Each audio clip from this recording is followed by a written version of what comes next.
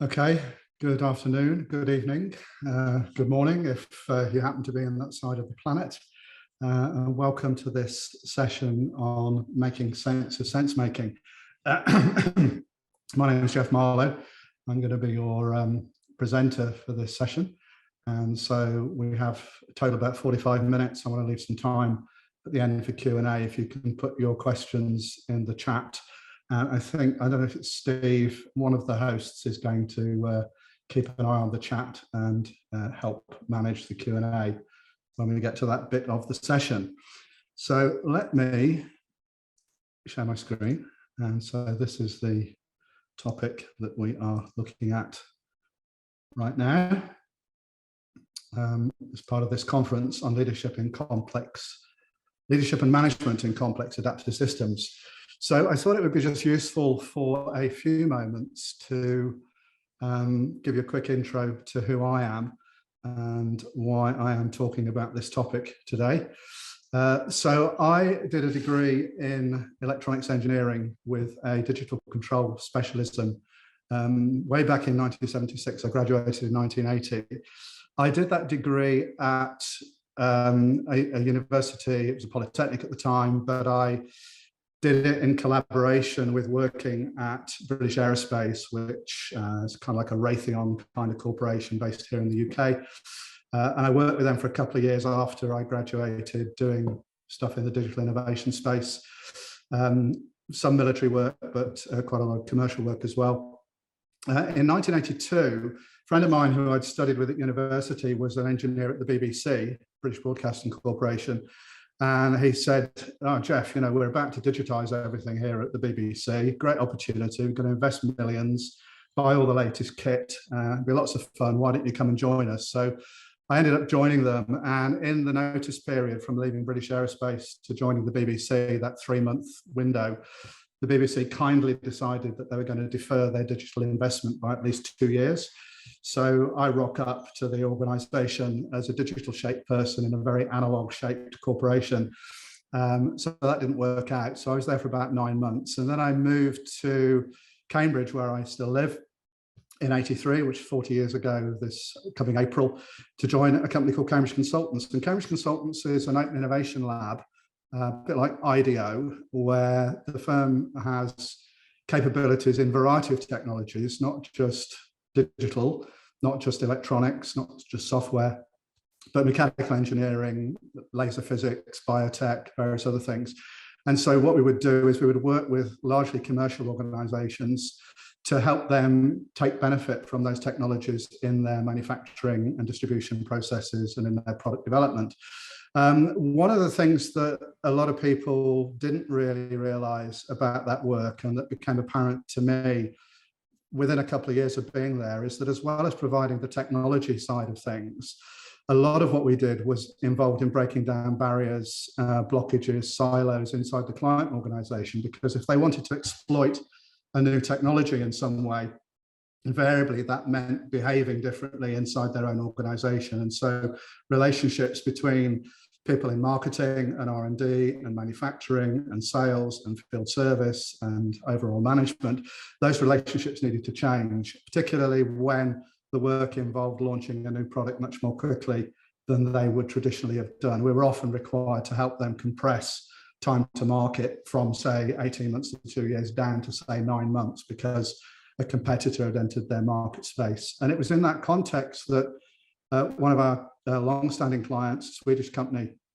the executive there said to me one day, he said, "Geoff," he said, "we like working with your people. In fact, we like working with your people a lot more than our people. You couldn't come and make our people behave more like your people, could you?" And so that was the entry I got into doing organizational change and culture change work. And it's what I've been doing for 35 years since then, is how do you create cultures of innovation, agility, and adaptiveness in established organizations. In 1995, Arthur D. Little, the management consulting firm that was at the time Cambridge Consultants' parent company, acquired a small consulting firm called Innovation Associates, which was the consulting firm established by Peter Senge, who was the the most recognized person, I guess, behind the organizational learning movement. So Peter Senge, Charles Kiefer, and Joel Janowitz had set up Innovation Associates to help clients create cultures of innovation and learning inside their organizations. And so when Arthur D. Little acquired that firm, I was asked to transfer across to the parent company, and I was there for 6 years, during which time I ended up leading that function, the innovation, leadership, and learning capability. And then in 2001, ADL got itself into some financial difficulty. There was a change of leadership. The people who came in thought that ADL should remodel itself to be like McKinsey, with a finders, minders, grinders consulting model where senior people sell large assignments populated with junior consultants doing handle turning on standardized one-size-fits-all processes. And I did not think that was a good way to do anything in organizations. Certainly it's not a way to do culture change and create innovation, agility, and adaptiveness. So I set up my own business called Aligned Agility, and I've been running that now. It'll be 22 years this April. And along the way, I've also been involved on the global leadership team of the Society for Organizational Learning for a few years. I was an advisor working with Duke Corporate Education when they were the world's leading provider of custom executive education in the Business Week and Financial Times rankings for 5 years. And I was a founder and on the board of the Daedalus Trust, which was set up in collaboration with the former UK Foreign Secretary, Lord David Owen, to research the problems of hubris in leadership, or I think as it was officially said, the problems of the psychological changes associated with the exercise of power. So that gives you kind of a bit of a flavour of where I'm coming from and my background, and therefore it's probably no great surprise that I'm going to frame what I talk today about in terms of leadership in the context of something that I think is the most useful, I've always found the most useful definition of leadership that I've ever come across, which comes from Peter Senge in this third book in the 5th Discipline series, The Dance of Change. And that's that leadership is the capacity of a human community to shape its future. Leadership is the capacity of a human community to shape its future. And what I find so powerful about that statement is when you just first encounter it and you think about it for a few moments, it raises the question, to what degree is the capacity of the human communities that we work and live within, to what degree is that capacity unblocked, unlocked, and unleashed? And how much is it constrained by our attitudes, mindsets, and approach to how we lead and how we organize? So if leadership is the capacity of a human community to shape its future, then the capacity to shape that future depends on three things. It depends on how and how well we do sense making, how we make sense of who we are, what role we play in the world, how that is changing, how our context is changing. It depends on how and how well we do decision making, what we decide to do, what we decide not to do. And it depends on how and how well we do action taking. But just as importantly, probably more importantly, it depends on how and how well we join these three up. Because traditionally in organizations, we have not been very good at that. So if you think about a traditional organization, and this is probably the image that comes to mind, the pyramid, of course, being a place where you buried dead leaders who thought they were God. But if you think of the organization as a pyramid, and you say to people, okay, well, if you think of these three things, sense making, decision making, and action taking, where do you think the decision making takes place? And people very quickly point to the top of the organization and say that's where decision making takes place, because that's where the quote unquote decision makers sit, don't they? So we've inherited as quite a deep axiom in the mindsets of organizations and organizational leadership this idea that the senior executives are the decision makers. It's quite a difficult thing to shift, very deeply embedded in organizations. If you then say to people, okay, well, if that's where the decision making happens, where does the action taking happen? And people will then point to the other end of the organization and say, well, actually, that's the action taking happens on the front line, where the rubber meets the road, at the coal face, where, the less senior people are, where the hands are when organizations used to be all about manual labor.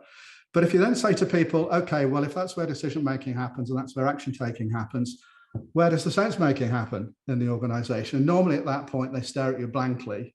And then you probe a little bit with some questions, and quite quickly people begin to realize, you know what, actually the best sense making happens alongside the action taking, because that's where people are interacting with customers. They're picking up weak signals from customers about change, about what customers like, what customers don't like, how the organization should evolve to add value in the future.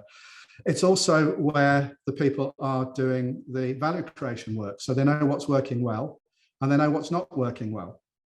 And it's also where you bring together the maximum diversity of perspectives, different skills, different expertise, these days up to 5 generational cohorts in the workplace, different life experiences. And if you want agility, innovation, and adaptiveness, you need diverse perspectives. You don't get those things if everybody sees things the same way. Now, when you look at that picture, you immediately see that there's a slight problem here, because if the ability of the organization to maximize its capacity to shape its future, in other words, the effectiveness of leadership, depends on how and how well these three are joined up, you begin to see actually they're not very well joined up. In fact, they're pretty much disconnected, and they're disconnected in 2 directions. That the senior people who are making decisions are often disconnected from the sense making that's going on in the organization. And then the decisions that they make, often when they're passed down to people for action, don't make sense to those people in the body of the organization. So then you ask yourself, well, what do people do in the body of an organization when they're asked to take action on decisions that don't make sense? And effectively, they have really 3 options. The first option is they just do what they're told to do, even though it doesn't make sense, because the boss has told them to do it. Well, if you want a reason why Gallup consistently show very low engagement in organizations, that's probably one of the significant contributing factors. So that's the first option, just do what you were told to do, even though it doesn't make sense. The second option is you question the decision. Now, the problem with this is that in organizations where the senior people see themselves as decision making, and in organizations like most organizations today that are facing increasing uncertainty and unpredictability in their operating context, there are many more decisions to be made. And so if the senior people make all the decisions and there are many more decisions to be made, going back and asking somebody to remake a decision that they think they've already made usually doesn't result in a very welcome reception. They usually basically tell you, look, you know, we've already discussed that, we've already decided what to do there, just please go away and do it, right?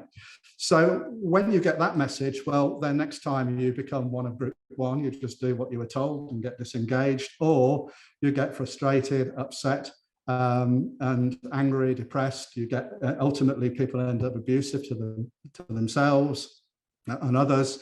Or they look for a new job, or in the recent meme that has been popping around for all of us, I guess, they do quiet quitting, which effectively is doing what you were paid to do and not a whole lot more. So the third option people have when they're asked to do something that doesn't make sense is they do what does make sense instead. And very often what they will do is they'll go and talk to their friends, the people that they trust, and say, look, you know, this decision, it's clearly bonkers. You know, why would we do that? It just doesn't make any sense at all. What do you think we should do? And come up with some shared understanding of what they think they should do. And so they do that instead. And by doing that, they possibly save the day and the senior executives from themselves. But they also cover up the fact that they didn't do what they were told, because if it gets back to the senior people that they didn't do what they were told to do, then they get into trouble. And therefore, the senior executives never learn that the good outcomes that the organizations achieved were despite their decisions, not because of their brilliant decisions. Well, if you've ever wondered why it's been 30 years since we were going on about organizational learning, and we still don't have very much of it 30 years on, there's the reason why. Because the dynamics that are active inside organizations really make this disconnect very difficult to break down and to join up the sense making, decision making, and action taking. So when I describe this disconnect, how do you think people in the body of an organization react? I can tell you how people in the body of an organization react. They look at you and they go, Have you done a survey here, or have you been talking to people here, or have you come in and looked around here? Because they recognise this problem. How do you think the senior executives react when I tell them this story? Invariably, what they do is this: "Oh, that's really interesting, Geoff. Yeah, very interesting. I'm sure that must happen in some organisations, but it doesn't happen here." And of course, that's another reason why there's still so little organisational learning 30 years on. Now, if you've got that kind of disconnect between sense-making, decision-making, and action-taking, if organisation is going to get very out of alignment with its context. And so when those disconnects eventually lead to significant problems, the question is, well, how do senior executives typically go about fixing those problems? Well, usually what they do is they bring in McKinsey or Boston Consulting or PricewaterhouseCoopers or Accenture or any of the other finders, minders, grinders consulting firms, any of these firms that effectively have a motto, Veni, Vidi, Invoici. We came, we saw, we invoiced. And what do? They go and they talk to people in the body of the organization who are making sense of what's going on. And they then think, well, okay, given that we're trying to sell our super duper best practice XYZ consulting product, how can we massage that data in order to present back to the senior executives that, do we have the right answer for you? You bet we do. And so they then sell that piece of work on. And that's been the game in big consulting for getting on for 100 years. McKinsey was founded in 1927. They've been very, very good at this game for many, many decades, and all the other firms have been following suit. But in today's world, with increasing uncertainty and unpredictability, by the time the consultants have interviewed the people in the body of the organization, they've discovered some disconnects and misalignments. They've worked out how to use those to sell the next phase of work. They've pulled together their persuasive PowerPoint deck. They've convinced top management to roll out a change program, and they've begun rolling out the change program. The world has moved on and the actions are no longer valid. So that the whole of this industry of senior executives and big consulting firms perpetuates a lack of agility in organizations. So if that's the problem, well, what do you do instead? And really, you don't have to study the left-hand side of this diagram very much to realize that it's this double disconnect that you really need to tackle. And therefore, the solution is that you need to get sense-making, decision-making, and action-taking working well together, but not just working together as a single loop, working together in a way that is tightly coupled, rapidly and repeatedly iterated, deeply embedded, and widely distributed throughout the organization. Effectively, you need to cultivate a culture within the organization where that is the natural way of people acting and interacting. So you end up with something with this kind of fishing net type shape. And I use the term fishing net. This unlocks agility, innovation, adaptiveness. I use the term fishing net. It's a term that was introduced by Damon Santola in a very interesting book that he published 2 years ago, 2021, a book called Change. And what I think is most interesting about Santola is he's probably made the biggest contribution in an organizational sense to the role of sociology, or as a sociologist, he's probably made the biggest contribution from sociology into the organizational domain for probably 50 years. The last really big impact on organizations from sociology was Mark Granovetter in, I think it was 1973, so 50 years ago this year, whose paper, The Strength of Weak Ties, influenced people's perceptions about how to bring about change within social groups.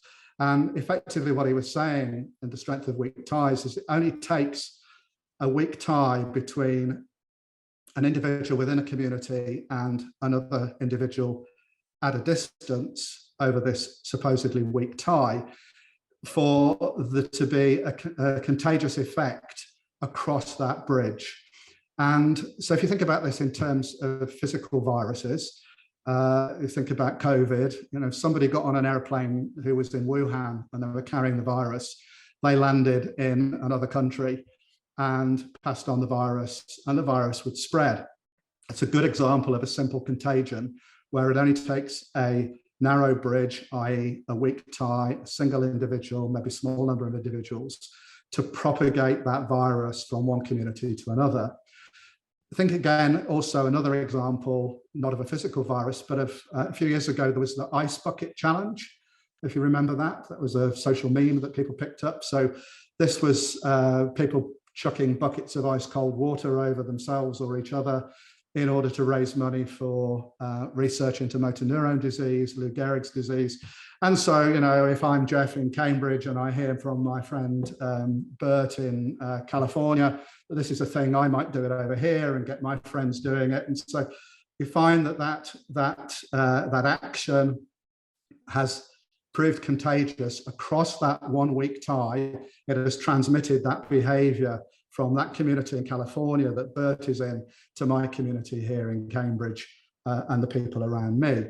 Now, what Santola did in his work is say, well, that's fine as long as it's a simple contagion, because simple contagions will transmit across weak ties or narrow bridges. The problem comes when it's a complex contagion, and culture change, it turns out, is a complex contagion. And a complex contagion only really transmits when you have wide bridges, so when you have multiple connections. So if you think about this, let's say I'm in an organization that's not particularly innovative, agile, adaptive, and somebody says to me, you know, I go to a presentation or I watch a YouTube video, or somebody says, we really need more agility in the organization. And I think, yeah, you know, actually that makes sense. And I go and talk to my friend Carol, and I say, Carol, what do you think about this idea about agility? You know, is this something that you think is important? And Carol says to me, oh, no, it's just basically, you know, the boss, he's been to London Business School on an executive program and they've told him it's important. It's just another one of those fads, you know, it'll die out. Nobody will really pay any interest to it. We'll be on to the next thing in 6 months or a year. Well, I'm not going to take on board the need for agility because I'm talking to my friend Carol and I trust Carol. Now, if Carol says to me, yeah, I think it's really important, I think it's absolutely essential to the future, oh, that's interesting. I'll go and talk to Harry and I'll ask Harry what he thinks. And I'll go and talk to Jignesh about what he thinks. And I'll talk to Zhuzhan about what she thinks. And if everybody's basically saying the same thing, then I'm probably likely to think, okay, I need to respond to this. I need to take this new behavior on board. So when you look at what connectivity do you need in order to get agility, adaptiveness, and innovation alive in an organization, you need something on the right, like the picture on the right, that fishing net connectivity. So it's like, you know, think about what a fishing net looks like. Unfortunately, most organizations look more like this thing on the left, which is where you've got some bits of connectivity in little fragmented parts of the organization. But this bit here is only connected to the rest through this purple node, this individual. Similarly here, these bits only connecting through this yellow node. And these two halves of the organization, the top left and bottom right, are only connected here through this red node. Well, what are these nodes? So effectively, these are people, and they're people who operate because they have a particular mindset about their role and how they should operate within the organization that then dictates their attitudes and behaviors. So I'm going to unpack those three colored blobs on the next slide. Effectively, what it is that's stopping organizations from naturally evolving into these fishing net structures that you do see in high innovation organizations is when you get these three types of behaviors happening within the organization. So somebody influential adopts this red stance and so I am the decision maker. Their identity is around being the decision maker. And as a consequence, in the way I was describing earlier, this constrains decision making. There's too many decisions that are needed on an ongoing basis for a small number of people in big hats in the corner office to do all the decision making. When you get people who say, I'm the decision maker, they constrain the decision making in the organization. So that's your red blob here. The yellow blob here is the person who says, I'm the expert. And the people who say, I'm the expert, they bias and limit sense making. They demand that their sense making has a higher acceptance within the organization than other people's sense making. And yes, maybe they were the expert in the past, perhaps they won't be the expert in the future, but so long as they demand their right to influence sense making, then sense making will be biased and limited by their current perceptions.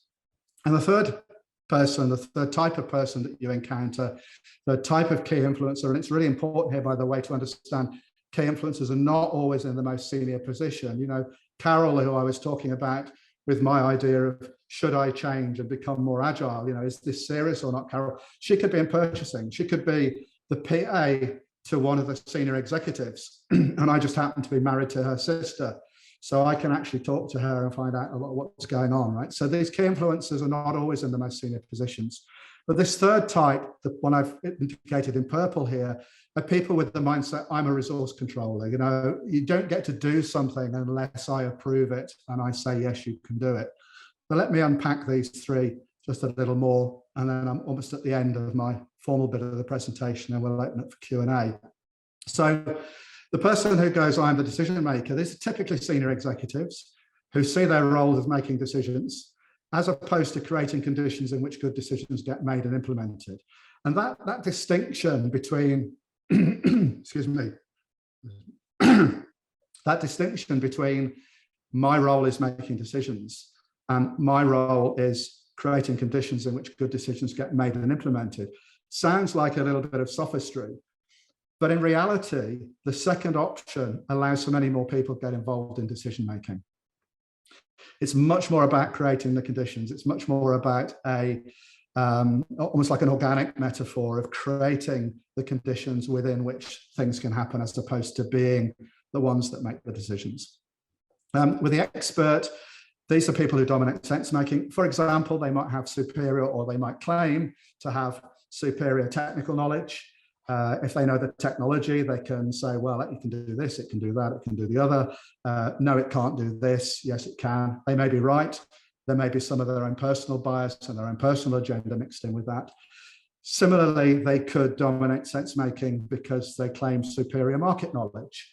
Oh, you know, the market's moving in this direction. People want this, they don't want that. Or it might be that they have superior or claim superior customer knowledge. And my customer represents 25% of our business. And yeah, this all sounds like a really interesting idea, but you know, that customer, they definitely wouldn't go for this. And therefore, if you decide to go down this route, oh, you know, you could risk losing 25% of your business. You know, that's a pretty compelling argument, whether it's based on reality or whether it's based on my own personal agenda, doesn't really matter. So these are the kind of people who influence, bias, limit, constrain sense making. And the third one's the resource controllers. They're typically corporate functions, not always, but typically like finance, HR, legal, compliance, basically with people with the power to say no to action taking. And if you put yourself in their position and adopt their mindset, you need to think about it in the sense of, well, I'm being asked to approve something here, either to release some budget or to sign off on something that people are asking to do. And it's a bit risky. It's a bit different to what we've done before. And I can see that, you know, it might go wrong. And if it goes wrong, somebody's going to say, who approves that?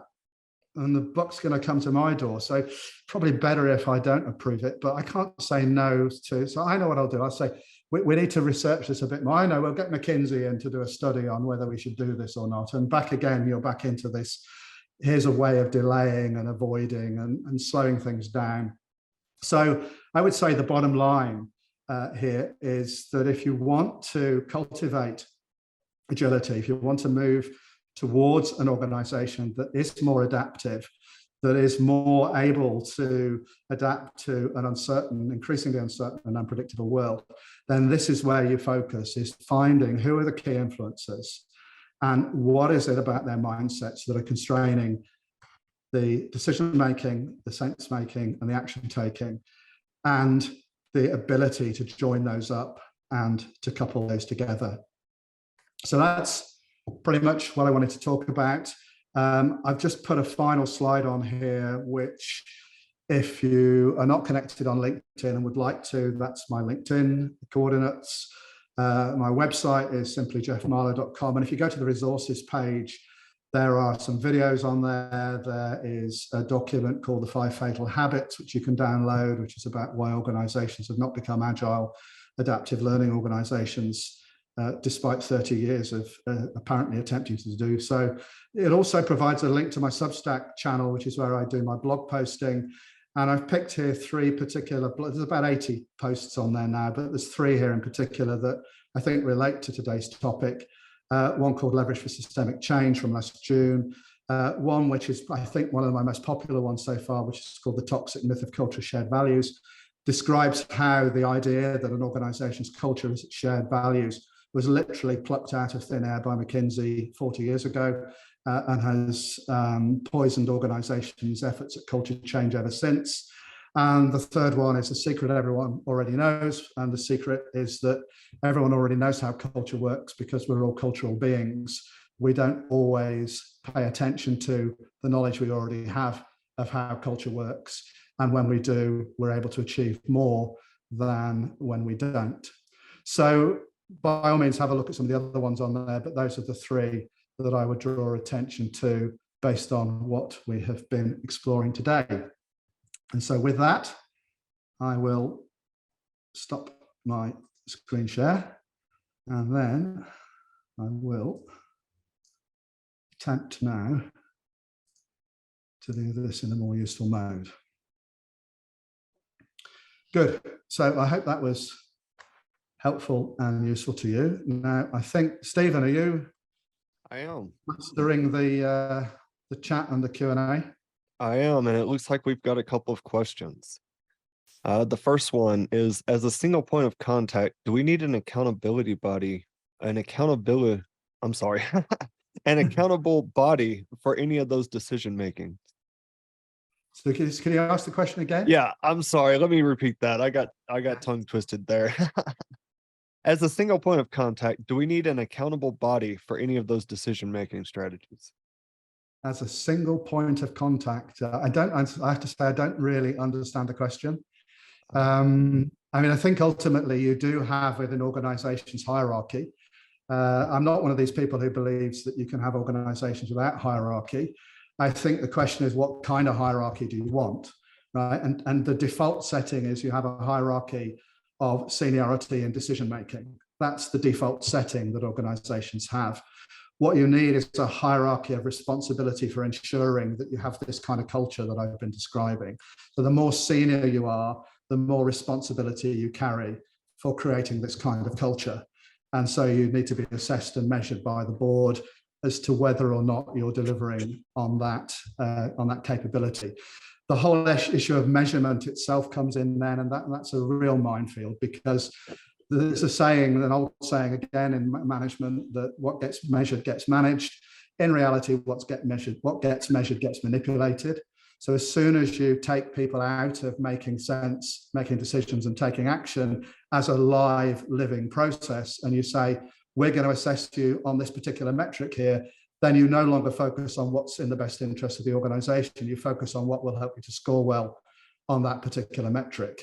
And then you get dysfunctional behavior, and then you get all the game playing and all the impression management and all the nonsense that we see organizations are filled with.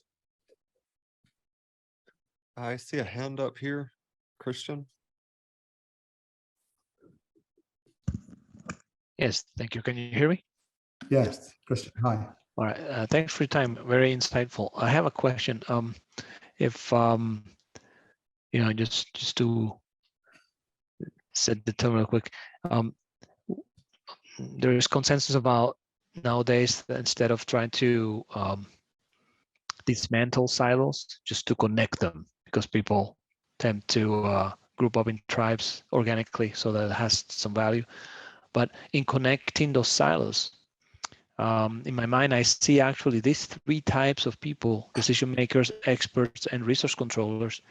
They appeal to me just from gut feeling as the first logical choice to try to connect different silos. Would you say they do have a role to play, or is that really the wrong place to start to connect silos?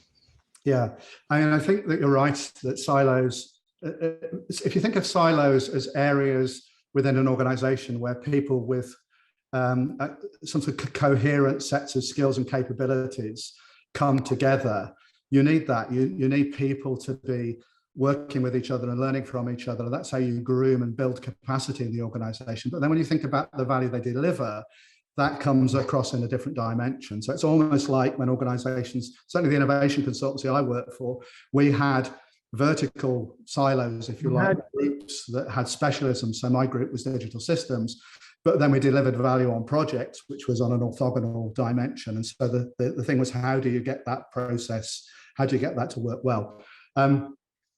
My overall answer to your question is, it is always the key influencers that give you the maximum leverage, because at the moment, it's the key influencers' mindsets that dictate their attitudes and behaviors that other people pick up on through a whole bunch of channels. There is another post on my Substack channel called The 7 Channels of Culture, which talks about how people pick up the clues and cues that enable them to infer the way we do things around here, which is effectively what culture is. People work out the way we do things around here by picking up those clues and cues.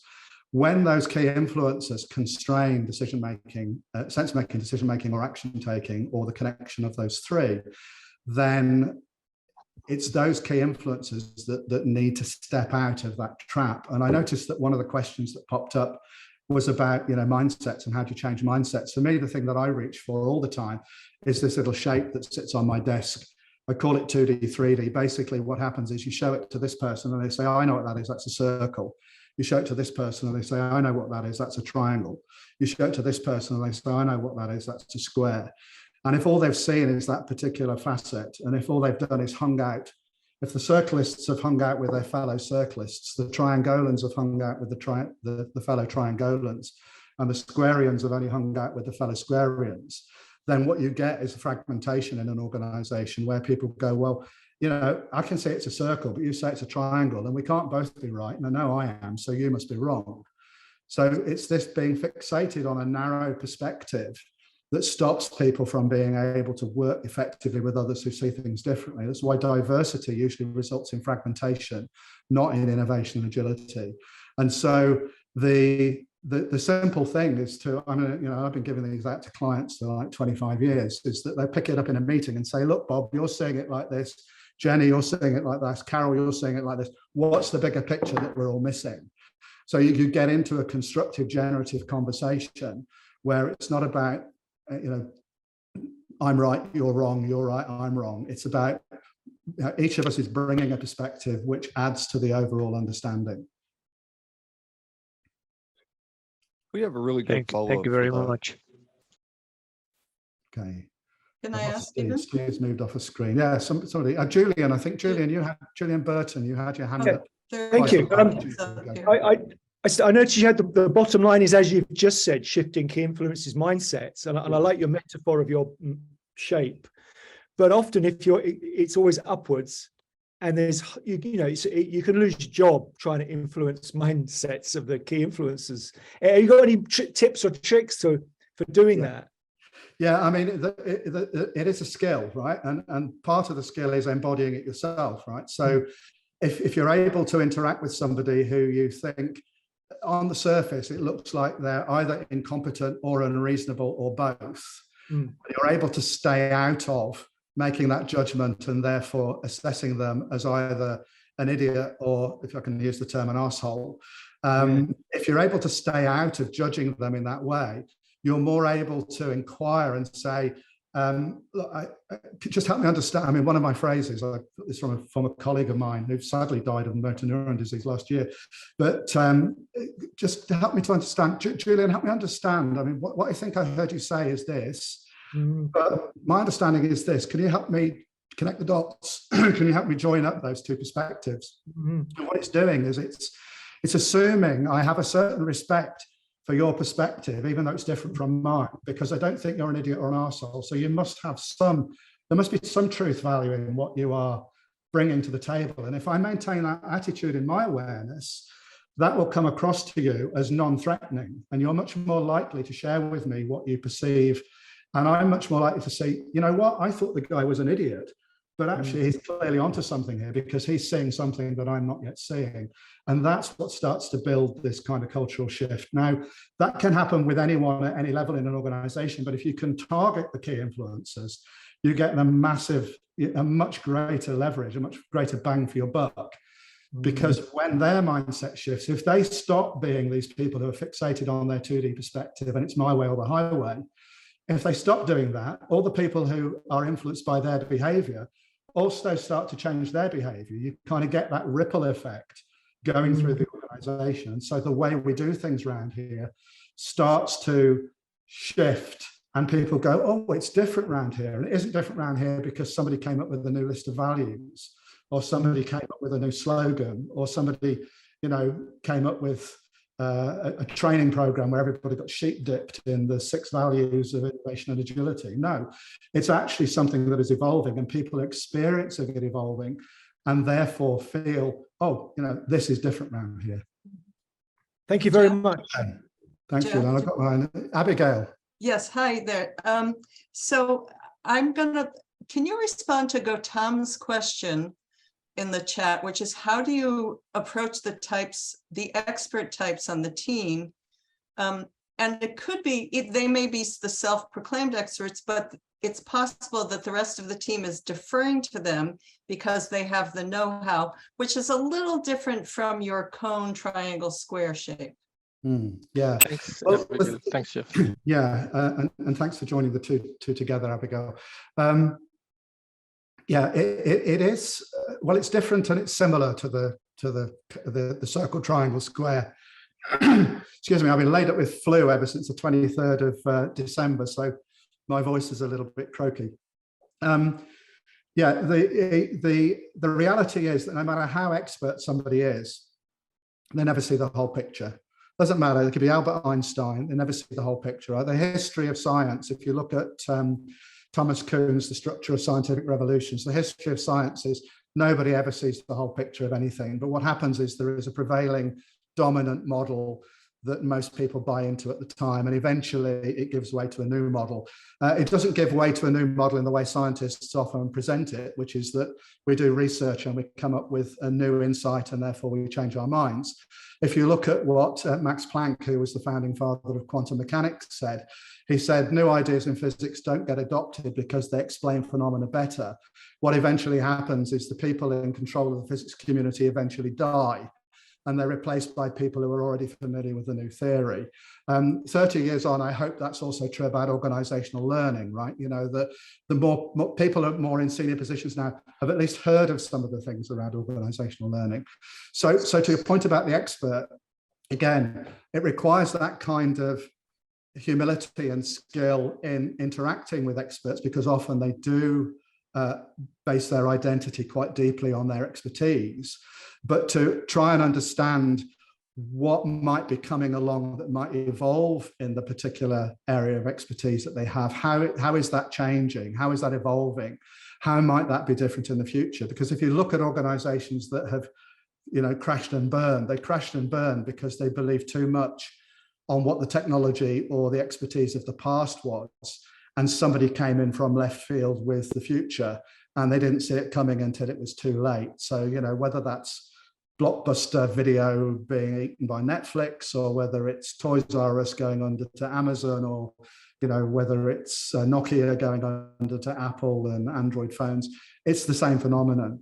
So I think it's a case of, it's a very human thing to explore what is the limit of what we currently understand, how is it evolving, how might it change, and if it changed in those ways, how would that then impact the way our business? Now, inviting and involving the current experts in those conversations, because they do bring very valuable and valid knowledge to those conversations, is clearly super important, but also recognizing the context is one in which this is always changing and always evolving.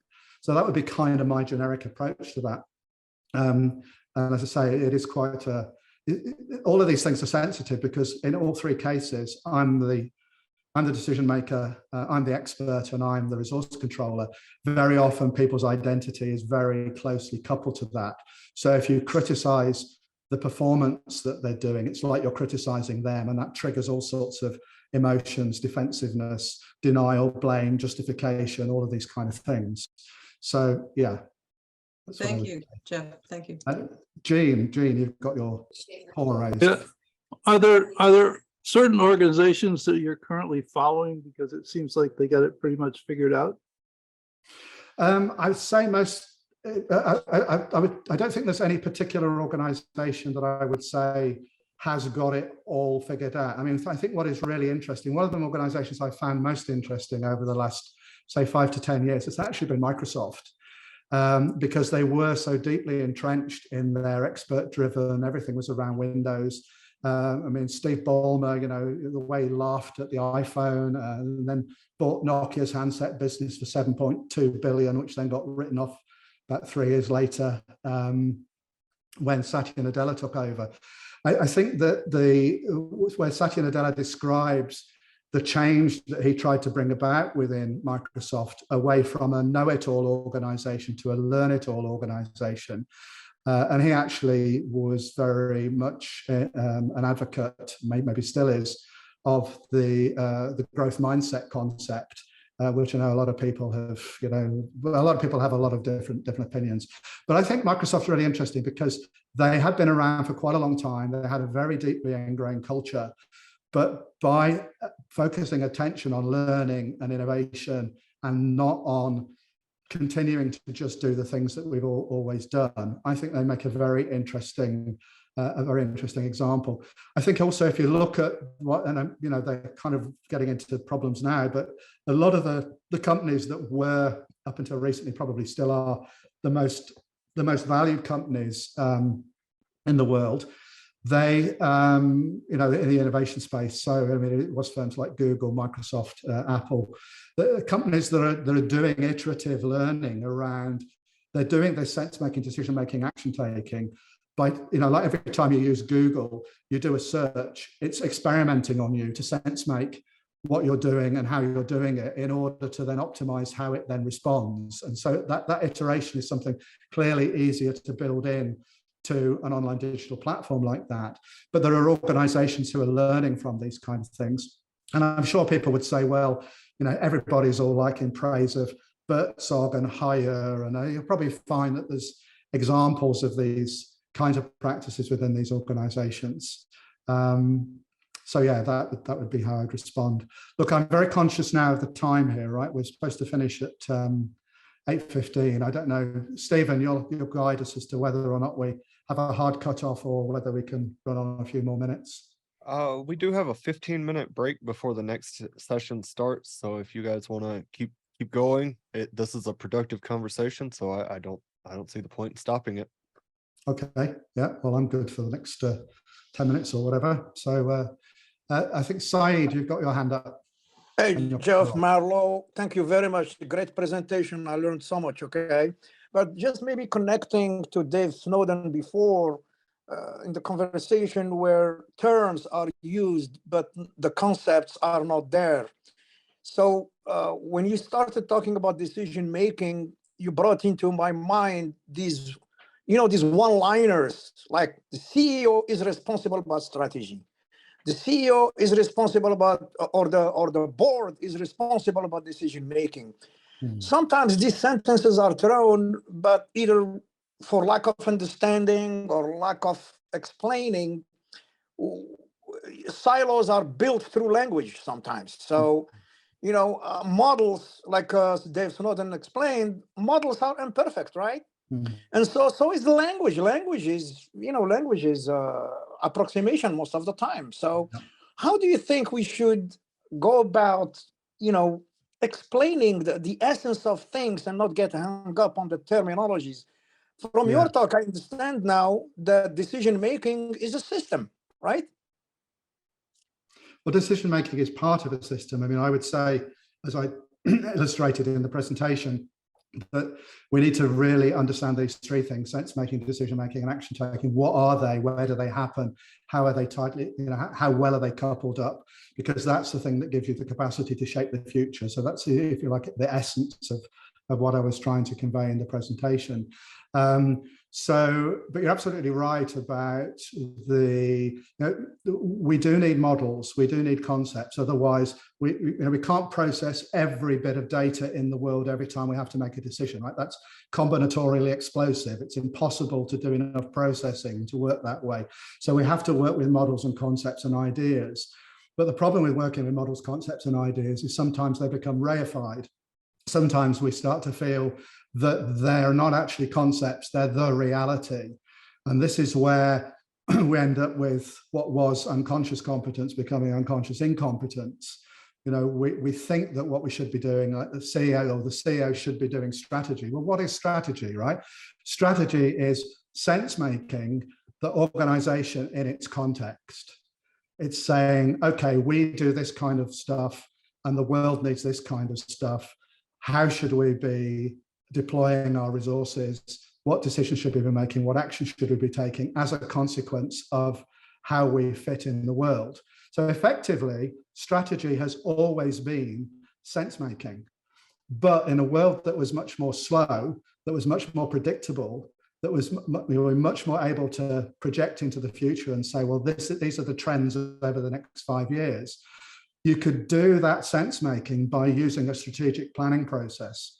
And even in the 90s, was it Mintzberg wrote the book, The Rise and Fall of Strategic Planning. You know, even in the 90s, 30 years ago, he was saying that the rate of change is so great and so unpredictable that you can't base your strategy on what you think is going to happen in 2 to 5 years' time, because nobody knows what's going to happen in 6 months. I mean, you think about the organizations that came into 2020 with a really good strategy for 2020. Where was that in March, where nobody could travel? You know, where we all had to do everything online because everything was locked down over COVID. You know, all the organizations that thought they'd got a strategy realized they hadn't got one and they actually had to adapt and evolve. So I think we need to recognize that strategy has always been sense making, but it was sense making that was very sclerotic and that had become so institutionalized. And, you know, you have the strategy consultants come in and you do the strategic planning process and you have the strategic planning machinery.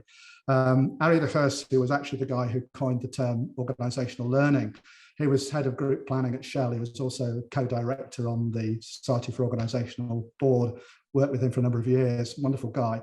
But he would describe how when Shell developed scenario planning and introduced it, they would present different scenarios for how the future might evolve to the senior executives, to the committee of managing directors. And they'd nod and they'd say, yeah, great, wonderful, love the scenarios. And then in the evening at the bar, you could guarantee that one or more managing directors would come up to him and say, great presentation, Harry, but which scenario do you really think is going to happen? And the whole point was that you built the adaptability into your organization to cope with the fact that you didn't know which scenario was going to happen. But still, because people were in the mindset of, we plan based on what we're going to do in the future. And if you can tell me what's going to happen in 5 years, then I can join up all the dots and we can get all the machinery lined up and efficient and measured, put all the metrics in place. All of that mindset is the problem. And, you know, you mentioned Dave, and what Dave would say is that in a forget the words that he uses in the Canadian model, but, you know, in a simple or a predictable or even a complicated environment, you can do that hard thinking and work it all out. But in a complex situation or a chaotic situation, you can't. You have to build the capacity to respond and deal with the reality of the world at a pace that is commensurate with the rate at which it is changing, because you have to sense and respond. You can't just work it all out up front, come up with a plan and execute, because by the time you've done that, the world has changed and what you're executing is precisely the wrong thing.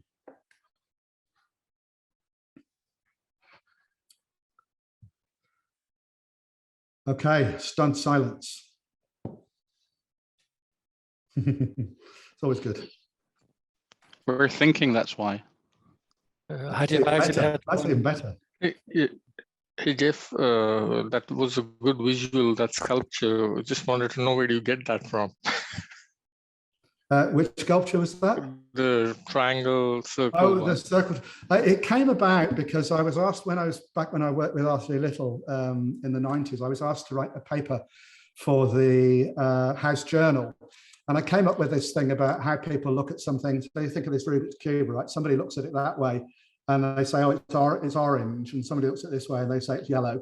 And somebody looks at it this way and they say it's green. So I wrote the paper about this and I submitted it for publication. And the editor came back to me and said, really like the article. The only problem is we're a 2-color print.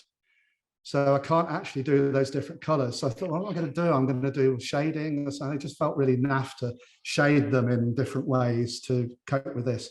And then one morning, this is my want, I was sitting doing my early morning meditation and this image popped into my head of basically this shape. And so I used that image as the metaphor. And the great thing about it is, you know, in a way, so people have looked at this, they said, oh, that's basically what Hegel said, isn't it? You know, like this is thesis, this is antithesis, and the three-dimensional is synthesis.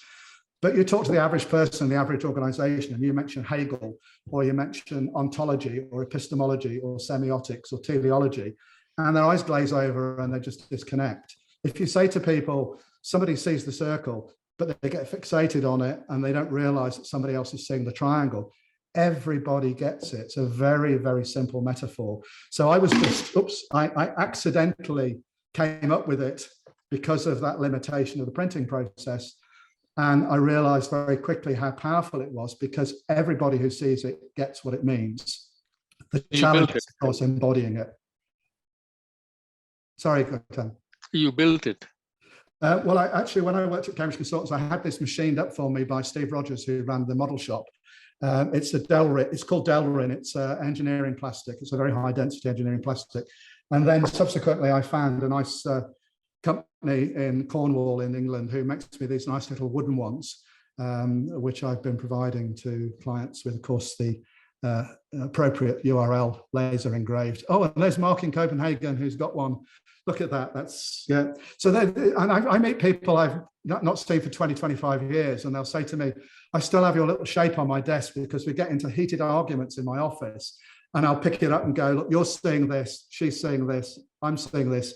What's the bigger picture that we're all missing? And it changes the nature of the conversation. It becomes a conversation about combining our inevitably biased, one-sided and limited perspectives to co-create a better understanding of the context, the evolving context, the emerging context. And it changes the very nature of conversation. So it's very, very simple, but it's very, very powerful. And the other good thing about it, Gautam, is if people still disagree with you, right, you can get the pointy end here, right, and you put it on their forehead like that, and you can bash it on there, and then it doesn't hurt your hand, but it maybe opens their mind a little bit to new possibilities.